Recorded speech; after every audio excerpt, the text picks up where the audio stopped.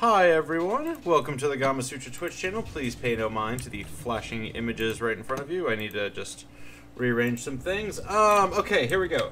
My name is Brian Francis, as always, the contributing editor whose voice is inside your head. I'm here today playing a game called Thief of Thieves.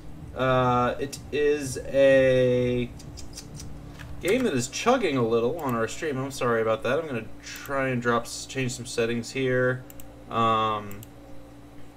Yes, we're going to just go for that. We are playing Thief of Thieves. It is a game from company Rival Games based off the comic by Robert Kirkman for Image Comics. In the lower left-hand corner of the screen, I have some guests here, one of whom, unfortunately, his face is a little, sorry, I'm going to make sure you can see him. And push that button. Okay, sorry about that. All my software updated this week, so everything's changed stream-wise. Anyway, this is the Gamasutra Twitch channel. This is where we talk to developers about the games they're making, about how they made those games, etc. In the lower left-hand corner, our guest today is Jukka. Jukka, would you please introduce yourself? Hey there, I'm Jukka, the CEO of Rival Games, and I'm here to talk about Thief of Thieves that we developed together with Skybound, the company run by Robert Kirkman, who's behind the comic IP as well. And also joining me today, whose face I have unfortunately shoved off to the left, and I will now try and fix that. No, it's okay, just leave it. No, I got it. Is Alyssa. Alyssa McAloon, thank you for joining me this week. Yeah, no problem. I also do stuff for Gamasutra. That's where I live. Nice. Juke, I did not know about Thief of Thieves until I started playing this game. It's really cool. This is a stealth game where you're sort of playing this character right here, whose name I forget. She is telling the story of a job gone wrong to her boss, and as she tells the story, you get to play and make the choices. It's a little bit of stealth, a little bit of dialogue tree stuff. And this really I like these isometric environments that it takes place in. It's very colorful. Juke, would you mind explaining how Rival Games took on this project and set up a partnership with Skybound? Yeah, first of all, we met them like years ago during GDC. Got an introduction from a friend of mine at Remedy Entertainment, Finland, small country. And we started talking about it and kind of felt that, yeah, our team loves comics. Well, Skybound does comics, so there was a clear match there, and we kind of started looking through their portfolio, and definitely Thief of Thieves was the one that resonated the best with the team. So we started off from there and just started thinking about what would be a good fit for the IP, and we kind of ended up kind of an Ocean 11-ish take on heist games, so not using violence, more like stealth, social engineering, and so on. And this is the end result you're playing. I actually think I didn't even realize that. I did not realize. Yeah, I forgot. You can't actually, there are no stealth takedowns or anything in this game. You just sort of have to get in without getting caught. How did you make that happen? I think it was like a clear choice from the beginning. First of all, you're playing Celia, who's a female, so either she has to be a master, kind of a kung fu master or something like that, to take down the bigger bikers in the level you're playing right now. And that didn't make much sense. And also, of course, there's like Payday, a bunch of other games that are actually doing a great job when it comes to violence and like heists. So we want to go down a different route. I'm really sorry there. Did you sort of say that Celia couldn't really do any fighting because she's a woman? No. Actually, she does a lot of fighting. Sorry, I just wanted to clarify that. Yeah. She does a lot of fighting in the comics, especially later on in the issues. Yeah. But we definitely felt like this is the origin story of her, so let's not focus on the violence or the fighting. Let's just focus on her personality and the team members around her and so on. Right, Jukka, I already did ask this before, or Jukka, I already did ask this before we got started today. Would you mind sort of explaining your role in making this game come to life, just so that the audience sort of knows, what your background is when you're explaining this stuff? Yeah, absolutely. So, of course, as CEO, I took care of most of the business stuff, handled the communication with Skybound, but I was also part of the design team under the lead designer and just helping him out to nail down the gameplay. Right on. I do sort of need to try and... I got my way into the party without picking locks or being... So now I can walk about freely because I'm a guest. I'm this person's guest, even. So now I need to focus on navigating the party. If you've got any questions in chat about making stealth games, about making licensed games, feel free to ask them. Alyssa, could you grab my pile, go into my pile of questions and grab something? Yeah. I was going to ask, I have not had hands-on time with this game, but I did a little bit of reading, and it seems like with some of your puzzles there are different solutions for them. Could you talk a little bit about kind of like approaching, giving players the freedom to experiment and find their own solution for puzzles and puzzles that work in multiple ways? Yeah, absolutely. First of all, let's use the party that we're just playing as an example. So actually right now we walk through the front door. But you could actually also sneak through the back door. That's like the obvious choice. And there's also like tons of stuff happening under the hood. For example, the host's closest bodyguard could have been there standing on the railing, depending on what you did on your previous mission. And if he identified Celia, that would have a huge effect on the story later on. So there's a lot of different smaller variations, but you'll notice them as you try to play them in a different way. You talked about smaller stuff under the hood. What do you think other developers need to know about implementing like tiny choices like that and making sure they consistently trigger when players are sort of discovering new combinations of stuff? Absolutely. So first of all, I think like everything that the player can do here is kind of custom tailored by us. So in that sense, it's nothing like Hitman where you can just test different solutions, even solutions that the developers never came up with. So we've pretty much thought about everything. We've custom tailored them in there, and that's how we handle them in Narrative as well. But of course, that requires a lot of testing, and you need to make sure that they all work. This is an episodic game as well, right? Yeah. So has there been any like additional considerations you've had to make, like giving people those different solutions but still keeping everything tied together as you move to different episodes? We've talked about that. I assume you mean like something that, for example, Telltale shows at the end of the episode, that kind of a summary, what you did compared to your friends. And kind of like those choices manifesting in future games without kind of like disrupting timelines, I guess. But yeah, we haven't actually implemented. Yeah, we haven't implemented anything like that. We've been thinking about it, and I think that's like something that is lightly implemented in the achievements through Steam. Just there's a bunch of achievements that you can only get by playing one in a certain style. For example, this level. But that's about as far as we went. I just got. Speaking of failing stealth stuff, I just got wrecked. That's kind of a funny way to fail that scenario. Jukka, we talked about before about how your dev team is located in Finland, and what has that been like sort of making games over there and working with American companies to get games off the ground? Well, just looking at my typical day, I do like the normal office hours, and then I usually spend like hour or two in the evening just talking to the States, especially California, like West Coast. That's a 10-hour time difference, so it's actually 10 p.m. on a Friday night here at the moment. But that's something I'm used to, and something we definitely felt like we should be the one that communicates on basically Skybound's schedule and not the other way around. I am mostly trying to not actually... There. Okay, I didn't want to actually do that. I just wanted to call the elevator and go down to the garage so I could steal this bike. I'm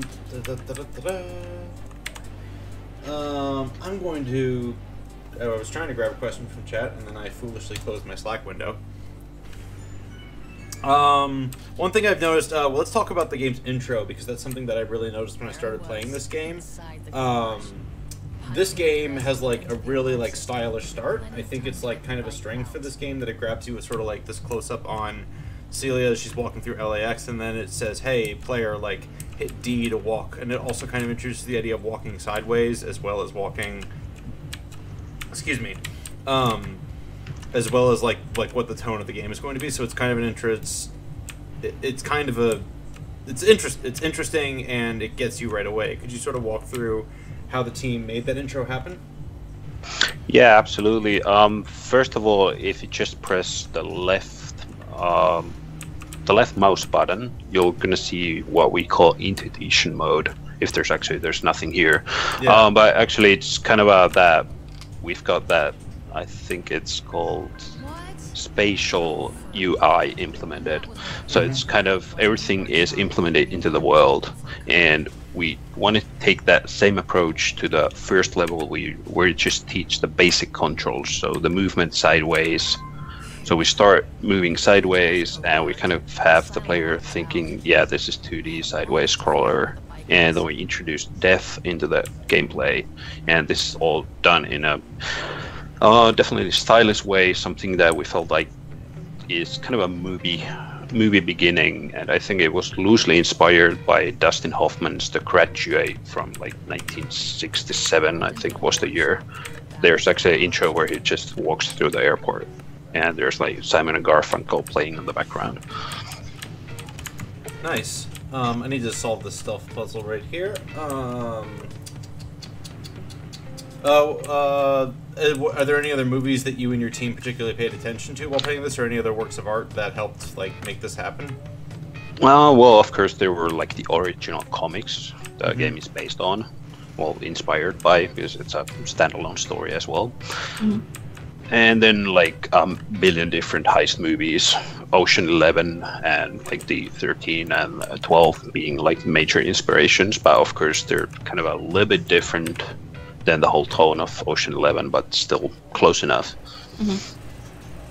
But I think those were the main inspirations, but then I think there's like a billion different heist movies. Can't even remember them all. I'm a huge Oceans fan, so I'm like, the second you said that, I'm like, I need this. I was going to ask, going off of working with like an established franchise and as a prequel, it's kind of hard for some games to get like that same narrative tension in there, because ultimately you know this character is going to survive, and you know certain things are going to happen. So is there a way that you and the team approached kind of making a story that still had that same weight, even though these characters have established lives beyond this? Yeah, absolutely. That was something we talked a lot about in the beginning. First of all, in the comics, the Thieves is actually a dude called Conrad Paulson, aka Redmond. He's actually like the Celia is his apprentice, and there's like this. I think it's like in the first 10 pages of the comic. Celia is trying to boost Redmond's car, and they meet, and then we fast forward in time, and Celia is a master thief.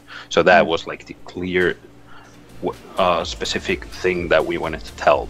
No one told in the comics how Celia actually learned the tricks of the trade. So that was like the first part, and then we started to think about that. Yeah, we know where Celia ends up, so how do we get some tension? Well, we decided that we're going to introduce a completely new team behind Celia, something that are actually affected by the things Celia does, and you get to play. You get introduced to them on the second volume. So after this like first volume's tutorial levels, you get 4 different team members, and things are going to happen to them, and that's all on the player. So that's our way of building tension. Cool way to approach it. How about working with the the original IP holder? How's that process been for like combining your visions, I guess? Yeah, it's been really fun. They've been supportive all the way, and it's like, I think they've said it multiple times in different medias that they kind of want to give creators their creative freedom, and we definitely felt like that. But still, they were that like high-level editorial help as well. Because, well, as you probably know, once you start developing something, you get those crazy ideas, and the scope just like gets too huge. Yeah. So they were definitely there to just tone it down a little bit. Cool. What else do you think other developers should know? Like, I think working with licenses these days is kind of risky for every game developer, in that you have to pay the IP holder. What else do you think other developers should know about making that relationship really successful? I've heard like the horror stories, especially like early 2000. I think like working with IP holders was a nightmare, at least most of them.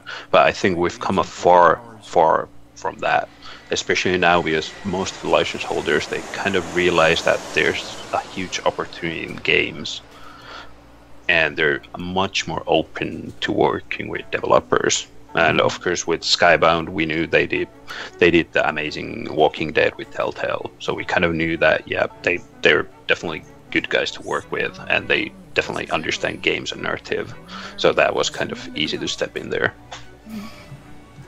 Right on.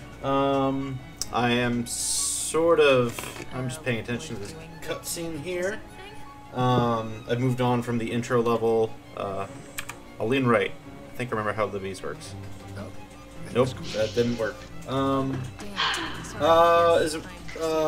How come this was a choice? What was sort of the choice behind making like the gameplay sections of this game isometric, and as a company with a relatively smaller team, what was the process of building out like these sort of fuller spaces that could sell stuff like the party scene from before?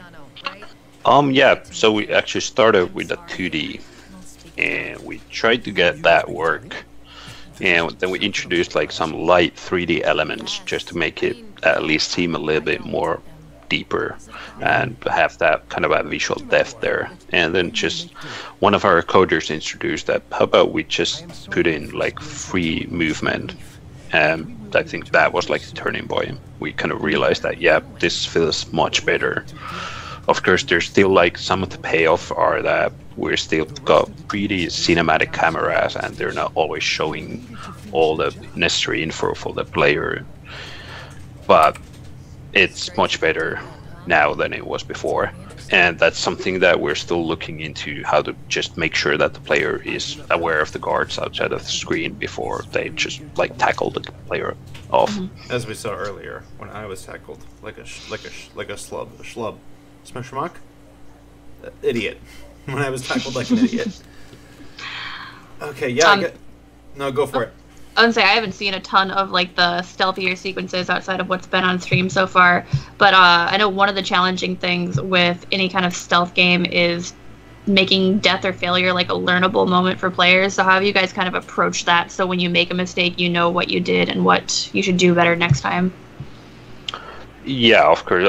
We're using like the simplest form. So the guards usually they've got clear pathway routes that they follow. So once you fail something, you know that the guard's gonna do the same thing next time. So that's like the easy one.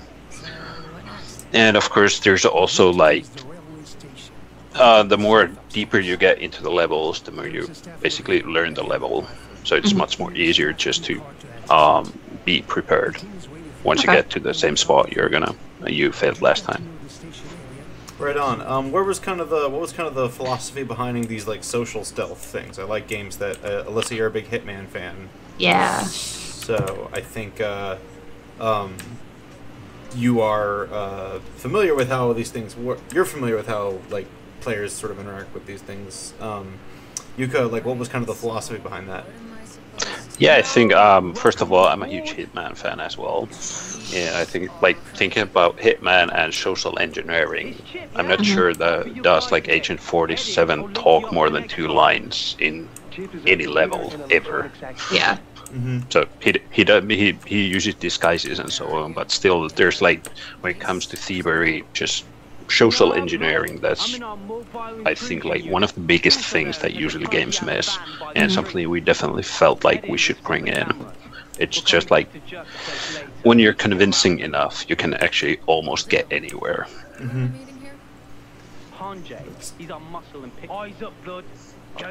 So basically, yeah, no worries. So basically, our social engineering is more or less multiple choice dialogue, where you actually have to pay a lot of attention to the dialogue the opposing NPC is talking back to you. Okay. Right on. Just trying to get close enough to spot this camera. I think the NPCs are sort of I'm gonna spot this camera first. Let's see. Moving on over here, Alyssa, I'm gonna toss the question ball to you. Yes, let me. Sorry, this is a problem when we stream games that I find like incredibly interesting. Is I just kind of zone out and watch them be played instead of like fielding questions. So good job for that. That's a compliment. Let's see here. Brian had something down about working to translate a comic vibe into game form, because you guys keep a lot of that, like with the word bubbles and kind of just the look and feel of the game itself, and the cutscenes are really comic-y in nature. Is there anything like particular you'd like to talk about that process, where you know like what to take or what to innovate on? Yeah, absolutely. First of all, we actually did a game called The Detail a few years ago, and that was like almost 2D comic. And just like basic point and click in a 2D environment. So we took some learnings from there. First of all, you've seen like we call them frame sequences, so those kind of interactive comics. We felt that that's a much more personalized way to do cutscenes, and it's much easier than just do full motion cutscenes. We're like 17 strong, so we can do everything. And at the same time, since it's a comic IP, that was way easier just to get that vibe the same as the comic. And we actually had help from Skybound just to nailing down that visual style, as well as the artist of the comic, Sean Martin Bro, who's been drawing like Black Panther, Batman, and so on. So he definitely knows his graphic novels. So he was helping us out just to getting the characters right, their concepts, and just giving us feedback about how to get it like feel like a comic, but still have that distinctive feel that it needs to have as a game. We sort of just at a point where we're actually doing something cool, which is I can pull in my team members here. How did you sort of come up with this mechanic, and what, again, like how did, I'm curious how it works. I'm curious how it works technically and how it works design-wise too. Yeah, so I think we tried to keep the team actions as simple as possible, but still have that distinctive heist feeling. So first of all, I think like the oldest trick in the book is just have someone create a distraction and use that distraction. So there's plenty of ways you can do that. Just like just kick a recycle bin, that's gonna attract the guards for a sec. Just act as a tourist on the coffee booth, that's gonna annoy the guard and he's gonna do something else. Just like simplest examples. So and at the same time, we definitely wanted to keep the whole gameplay that you can actually play it with a control pad as well. Because with a mouse you can actually do really complex stuff, but when it comes to a gamepad, it limits your options a lot, and you need to be quick. So we wanted to keep it simple, so hence it's just basically a one-button UI. I am trying to figure out the best way to pickpocket this guard. Hopefully it's when he comes back for his coffee. And it looks like he's in the camera blind spot. You can actually also use your teammate to pickpocket him. Ah, right, yeah. Because if I do that... Hello. Excuse me, what's the time? Really? Or not. I think my teammate was offended. Yeah, what I said about the distraction. So basically, you can use that as your advantage. You can actually just talk to a guy while your teammate is pickpocketing him. So you can choose. Just to follow up on the last question, what was sort of the technical implementation behind this? Like, how was this sort of implemented behind the scenes? So you mean like how's it working? Yeah, how's it working under the hood? Yeah. So it's basically it keeps track on every comment that you make, but still, because it's simple, you can actually queue a lot of commands. So there's nothing like that big trigger behind it. We actually tried a lot of like just can you actually queue like 3 different commands and tell him to execute them, but we pretty much soon realized that it got way too complex for the player.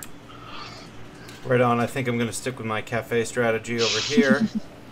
While I'm waiting for them to get into position, I'm going to...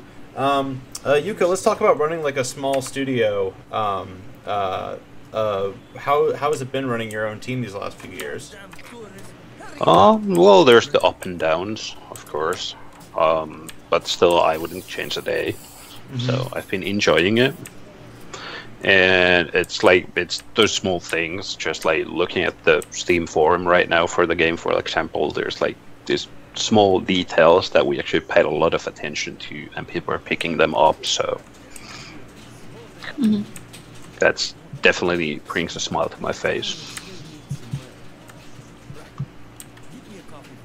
Are you all located in, or do you have remote employees? Or are you all in one central office? No, we're all based in Finland, like 100 miles to the west from the capital. So. Okay.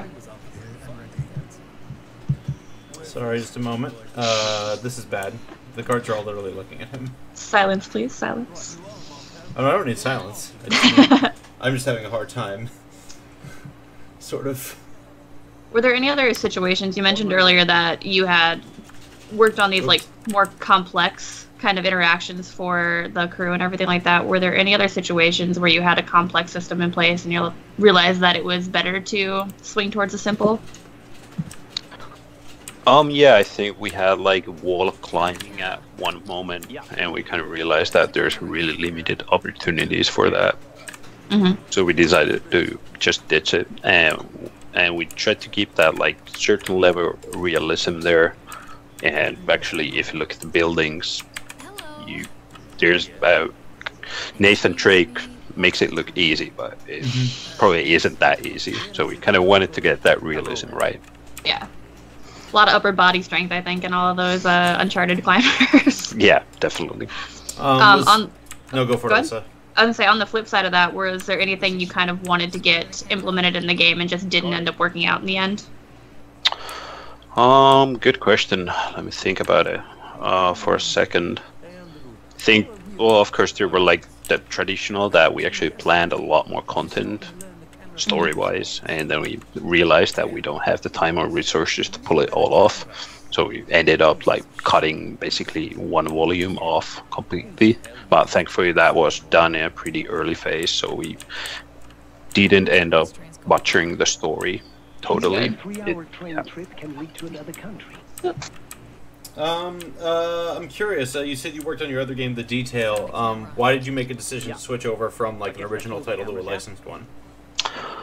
I think like we realized that first of all, just getting attention is easier with a third-party IP, and just like I think I realized right in the beginning that working with Skybound is just a unique opportunity, especially like back a few years ago for a small indie studio. So it was something that we felt like we should definitely take. Right on. As I move on to the next puzzle here, I finally got that darn key card. Behind the scenes, what does it take to make sure that like the game is able to properly keep? We sort of mentioned this earlier with like different solutions to puzzles, but there's also like all the story beats. Like, how do you make sure like enough dialogue is triggering to like sort of acknowledge what the player's done?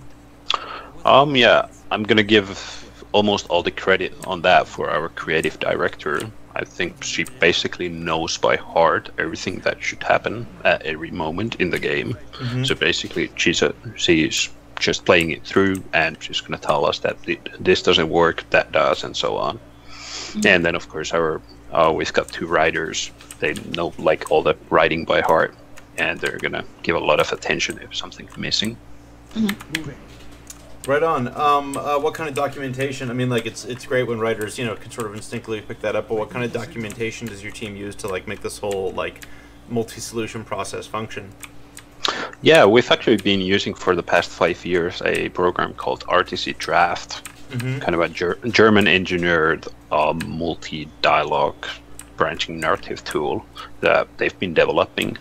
And I think, like, there's big titles that are using it as well, and even though it's a little bit clunky, a little bit like I said, it's German, so it's kind of two engineers in a sense, but at the same time, for example,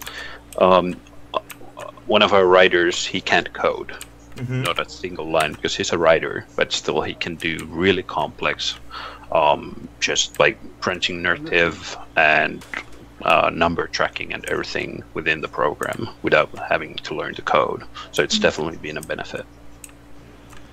Awesome, made it through. Alyssa, sounded like you wanted to say something? Maybe? Oh no, I was very impressed with your getting to that door. It's always like great when those moments finally click. I liked it that I just like, hey, kick it down while that guard's right in front of it, and the guard was just kind of like, oh, this is fine. How do you? So I'm a person who didn't know about the comic beforehand. Obviously, when you're working with IPs, half the appeal is that like hopefully there's fans already willing to come along and try your game out because they like the comic. How do you sort of market this game for people like myself who don't know anything about it? Yeah. So we've been marketing it through like various channels, social media and stuff, and Skybound has been marketing it as well. And I think we've been trying constantly tell people that it's not necessary to know the comic. This is totally a standalone story. And of course, we're hoping that if people play it, they get inspired and they buy the comic. Yes, there's a lot more depth to, especially Celia there.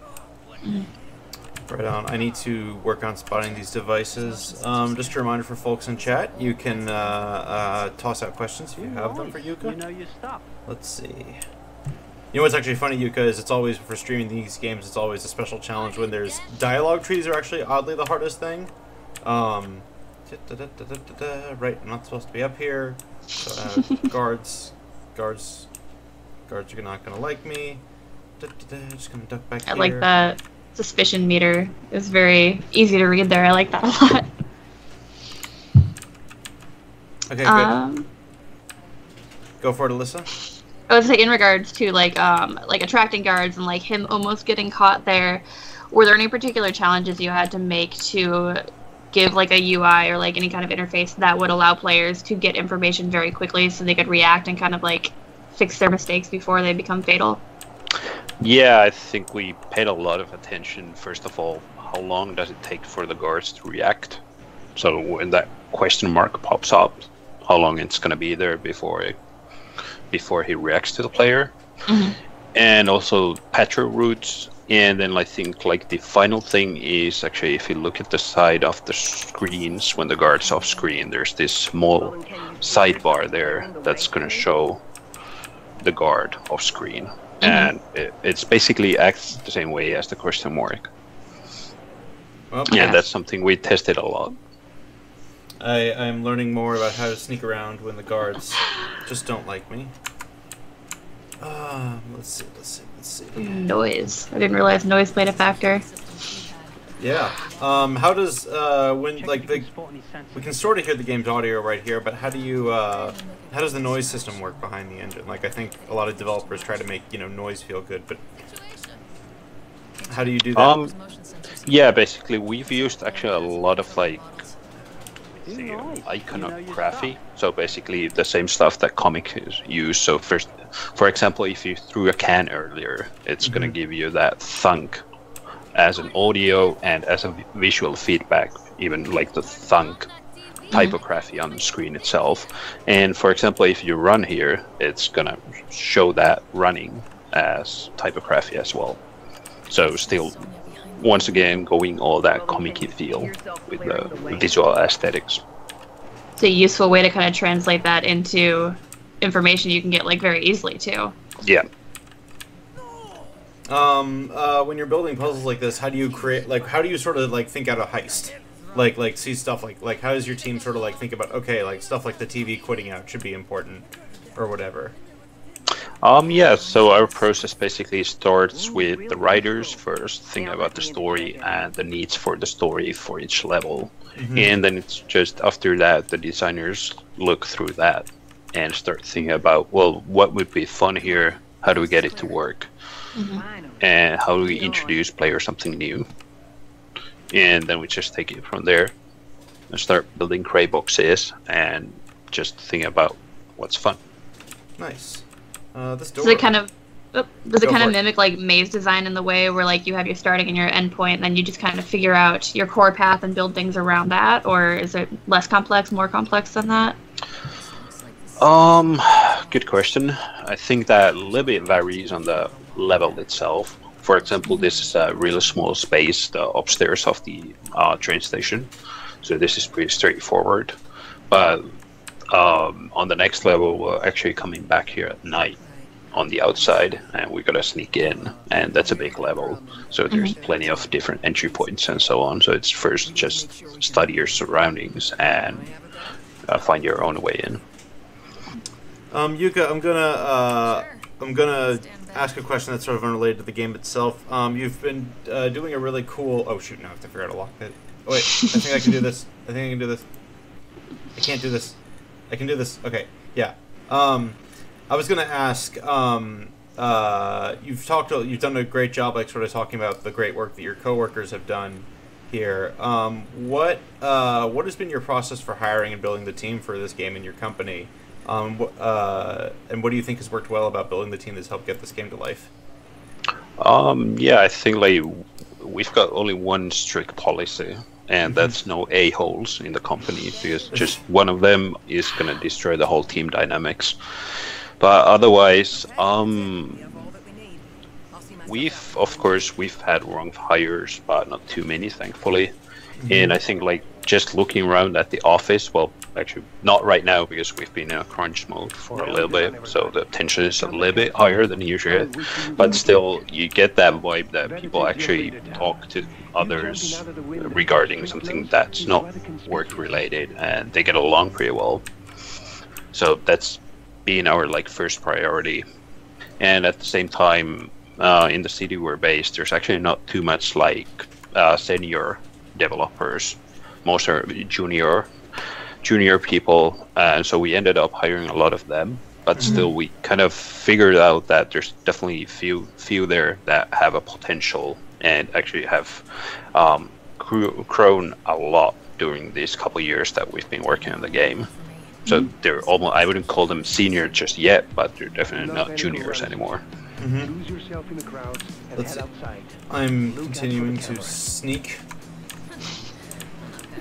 Sneaky. You briefly mentioned that your studio gets caught up. That you've been dealing with crunch recently. I think crunch is a big thing that a lot of developers, big and small, are talking about these days. How is your studio? What kind of crunch has your studio been experiencing, and what have you done to mitigate it? Yeah. So usually before, of course, milestones, launches, etc.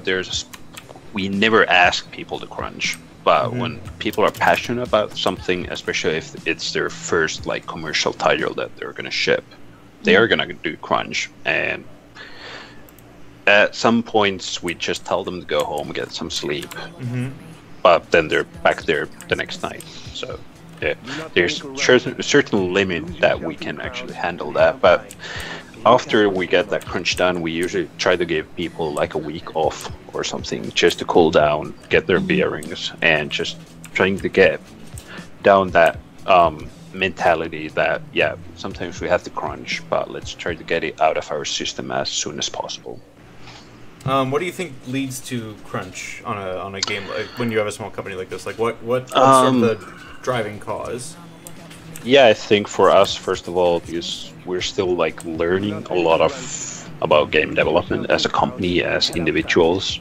It's usually just that, for example, if we've got let's say a 5-week schedule to the next milestone, it's usually the first 4 weeks we are kind of doing everything on an 80% efficiency, and then we hit that last week and people realize that, yeah, we've got a deadline coming, and then they're going to push it to 120% efficiency.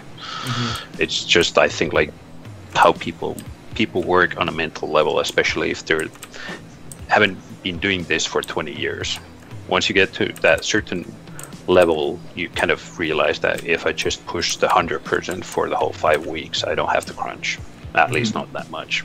But that's something that people have been learning, and the crunches are getting shorter. I don't mind. Forgive me if for just because like it's so rarely do we get developers who are able to speak like so consistently on this issue. What's the difference between sort of, how would you describe like a person working at 80% versus a person working at 100% in that case? Like how would you describe, like what do you think like an individual developer might think about that needs to know about their own work they should do to change that sort of scenario? I think it's just overall, when you look around the office, it's just like the mentality that people are working. It's once they get to the crunch mode, they're like laser focused. They don't do anything else. They just get like stuff done. But when you're in that 80%, it's just they get stuff still done pretty well. They are just slow is the wrong term here, but they are much slower. I don't know why that guard knocked himself out. Roger that. Alyssa, I'm going to throw the question ball to you while I figure this puzzle out. I was going to steer back. Episodic games are really... I like the flow of them, but I've played a few in the past where, as they went along through episode to episode, there were like distinct moments where you could tell that they abandoned mechanics they introduced in episode 1 were no longer present in episode 3. So how do you kind of approach keeping that level of consistency through like an episodic game? Well, obviously you're still working on this one, but... And then how do you also kind of learn from maybe any mistakes or lessons you have in like your first episode and carry those through without losing that consistency? That's actually an interesting question, because basically we're not working on this anymore. We're launching the last episode next Monday. Yeah, okay, I'm sorry. Really quick, yeah. Yeah, we're kind of we've seen how people usually do episodic, and we've seen the fans react to that. For example, you get the first episode and you have no idea when the next one's coming out, so you're going to lose a lot of fans there. Okay. And that's something we wanted to avoid, so we actually did the whole thing ready, and we're launching it on a weekly basis. So we've got the first 3 volumes out now. We call them volumes because the comic uses volumes as kind of a distinctive feature. And we've got the 4th one, the last one, the final volume of the season coming out next Monday. Oh, wow. Okay, so how did you kind of approach that decision? Like, have you always wanted to do that kind of like condensed episodic release then? Or was there a certain point in development where you're like, no, this is what we need to do? We actually thought about it in the beginning a lot. Is the detail of our previous title that was like 1 episode per year, I think, and they were all 90 minutes long, but we're funding it with the money that came in from the gamers, so that's why it took so long. But still, we realized that this is not the way to serve your audience, and at the same time we realized that there's actually not a lot of studios that have been launching the games in a weekly basis, something that TV has been doing for ages. So why not give it a try? Yeah, that's actually a good point. What did you need to do? So did you sort of like build all this content before your episode 1 launch, and then get it out the door after then just schedule the releases as opposed to doing live reactive development? Yeah, pretty much. We were giving some final touches to like the later volumes when the first 2 came out, but still, they were pretty much done. Nice. Do you sort of wish you had time to react and see how players reacted to the episodes, or are you sort of happy with this method? I think it's a little bit too early to tell on that. At the same time, it's like usually when you read that like first review and there's something bad there, something that the reviewer doesn't like, that's like usually when people panic at the office. But right now we know that there's actually not much we can do about that. So it kind of also relaxes the mood a little bit. From like a founder CEO level, how do you kind of approach that panic in the office, or like the reception when the reviews start rolling out? Well, my first guide was that let's at least wait until there's enough reviews before we do any conclusions. And beside the reviews, let's definitely look at like how the Steam curators and Steam users give feedback for the game, because those are definitely as much important as reviews themselves. Queras Freak would like to know what marketing channels have been most efficient for your team.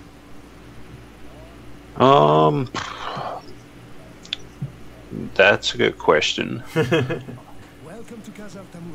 I'd say like right now, the thing that has been working the best is just like traditional Facebook marketing. So just spending some bucks there, and diverting the traffic to the Steam store page. But that's something definitely you want to do once the game's out. Before that, just getting like people to wishlist the game, that's asking a lot more. How do you think your studio, like, I think it's interesting how a lot of developers are like thinking about building like sort of live, even if they're not live, like Destiny Live. Like Alyssa's a big Destiny fan, so she knows what it means. I'm a big X-Wing fan, so I know that kind of live game. A lot of developers are thinking about that so they can sort of like work with the same community on the same game. What have you like been thinking about as the industry moves forward and selling games like this as sort of like individual products as that you charge for once and then move on? Well, I think like when it comes to narrative, it's live operations is tough because a story has to have that beginning, middle, and an end. So it doesn't fit that well. Of course, you can always do DLCs and stuff, and that's always an option for us as well. So in that sense, that's something we've been thinking about. But right now, I think like EPSO launch is the closest we can get. Right on. Just a heads up for everyone, we've got 15 minutes left in the chat. I guess it's worth sort of jumping back to the narrative side a little bit. You got a chance to make new characters for an existing comic book story. You mentioned earlier that bringing this new team in Italy was partly just a strategy to like give yourself room to move on the story side. What you had that Ocean's 11 influence hanging over your head, but how did you approach like creating interesting characters that hopefully people will resonate with for this part? I'm not the best to answer that as a CEO, but I've seen how our writers been focused on that. So basically, first of all, they just start at looking like the comic itself, of course, and then like movies that share the same genre, and then you just look at those stereotypes there and use those not as your baseline, but those are something that you know that people like. So you just generate something that is generally on the same direction, not necessarily that same character over and over again, but something similar. And then you just take it off from there and start adding just unique personalities to them. There's a quote floating around a while ago that kind of reminds me of, where like the creator of D&D said like he based like the ideal role-playing party on the Golden Girls. Yeah. So kind of like taking those tropes and then adapting them for your own medium is kind of what you're suggesting in that way? More or less, yeah. Cool. I think more game developers should borrow the tropes from the Golden Girls. Why isn't there a Golden Girls game? Is there a Golden Girls game? There might be like a old 90s 2D game. I don't know. Someone check Moby Games and get on that. Juk, I think it's really cool that again, this game's cool. I keep being hypnotized by it as we talk. You've talked a lot about sort of a lot of American art and American influences that has helped your company bring this game to life. I'm kind of curious, like as a game maker and a person who likes to make games, what have we don't get to a lot of hear like from voices from places like Finland about sort of things that are native to Finnish, which is odd because that's a country with a long history, and it's got a very modern like history too of like things that deserve stories that deserve telling. Have you as a person who leads a games company, have you been interested in that subject at all, or have you let that influence sneak into your games? Like, what are your thoughts on that? Yeah, first of all, I think there's like plenty of influence in the writing side. I can't like personally go into the details, but that's what the writers have been telling me about, like small nuances. And at the same time, our first game, The Detail, that was like kind of loosely inspired by HBO's The Wire. We're huge crime fans. I think like all the Nordics, like Swedes, Finns, we love that crime noir. And there's plenty of good series here that have been actually taken over to the States for reboot and refilming. But at the same time, with The Detail, we kind of noticed that it was completely based in the US, and even though the tone was right, there were like these small differences that didn't quite fit like with the US audience. And so with Thieves, we actually had only the first volume was in that LA mansion. But after that, you're actually in Italy right now, and you get to go a little bit more on to Europe in the later volumes. Yeah, and because Europe, that's much more familiar to us, and I think that's something that hasn't been used too much in games. So we felt like that's something that should feel a little bit like new and different to the US gamers than just having something again based in the States. Right on. What do you think? What do you think in Finland and Sweden is the appeal of all these crime noir stuff? Well, we get sunlight in the summer and we don't get it in the winter, so it's dark here. So I think that's like the easy solution. Just read or watch something dark when it's dark outside. Can relate to that, yeah. Oh god, I think I just realized we're gonna have to do something to the dog, because that's the leverage. I just realized that was a cute dog. We've got about 10 minutes here. We got room for a few more questions if you want them. Jukka, we haven't had a lot of time to talk about your background. What were you doing in games before this, and what made you want to start your own company? I was actually in school. I studied in a local university and had 3 good friends. Yeah, we talked about should we do something together when we kind of grow big. And then we realized that I was kind of like the business guy. Our CTO loved tech. Then we had an artist and a audio guy. So we kind of figured that, yeah, there's definitely a dynamic here that everyone gets to do what they're passionate for. And so we just started doing something, and then my wife actually introduced us to a local like business incubator, and we applied there and actually got accepted in and won the whole thing. And they bought us our first trip to GDC. And then we kind of realized that, yeah, this is actually working, so why not do it full time? And that was like 5.5 years ago. I'm just gonna say I really like the camera. Like this is a long scene where you don't get to do much moving, but I love this little camera orbit it's doing. It's really keeping me like just looking, like especially the way it parallaxes with the background. Alyssa, have you got any more questions? I admit I'm just getting more drawn into this game, and I just kind of want to turn off the stream and go play it more. I've asked about everything I have about narrative and everything like that, so I'm really liking, yeah, the selection for the dialogue is the word I'm looking for. I enjoy those timed conversation. I'm failing for words right now, but I enjoy the urgency that gives you versus like dialogue trees that just let you sit there and think about what you want, kind of having to decide in the moment, being like, no, I need this. Yeah. And I noticed you guys have like a mix of the two in here too, which is interesting. We actually have only timed choices. Only timed? Okay. Yeah, we're talking a lot about that. There's like those intense moments that you have to do the choice pretty fast, and then there's like moments like these where you actually should have more time. So we ended up just custom tailoring each choice. Oh, okay. Just giving some of them a little bit more time and some of them a little less. Oh, that's cool.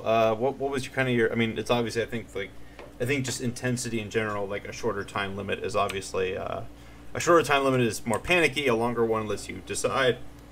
But what was your guiding philosophy behind that timing? I think we just looked at a lot of like similar narrative games, what they were using, and used that as our baseline. Any specific ones that you inspired you? Oh well, I think like Telltale's the obvious one here. Before we go, what was I gonna say? Something Alyssa said triggered a thought of mine. Well, I forgot it. I'm going to start the wrap-up ceremonies. Thank you all for watching the Gamasutra Twitch channel. If you enjoyed this game, Thief of Thieves, you can now check it out on Steam. We would appreciate it if you followed us. If you click that follow button on Twitch, you'll get more notifications when we go live with great game developers. We're going to be streaming Crawl next week, which is the Metroidvania that's been in development for a few years, seen at a lot of PAX shows. We've got everything from We Happy Few to Dead Cells. Streams with both developers are coming up in our schedule. Jukka, if they've got questions about making these kind of games, where should they ask them? Well, you can always contact me through Twitter or just send me an email or the company Rival Games an email. So we'll definitely read them all and try to answer. Right on. And with that, I would like to wish everyone a good day. Bye. Bye. Thank you and bye.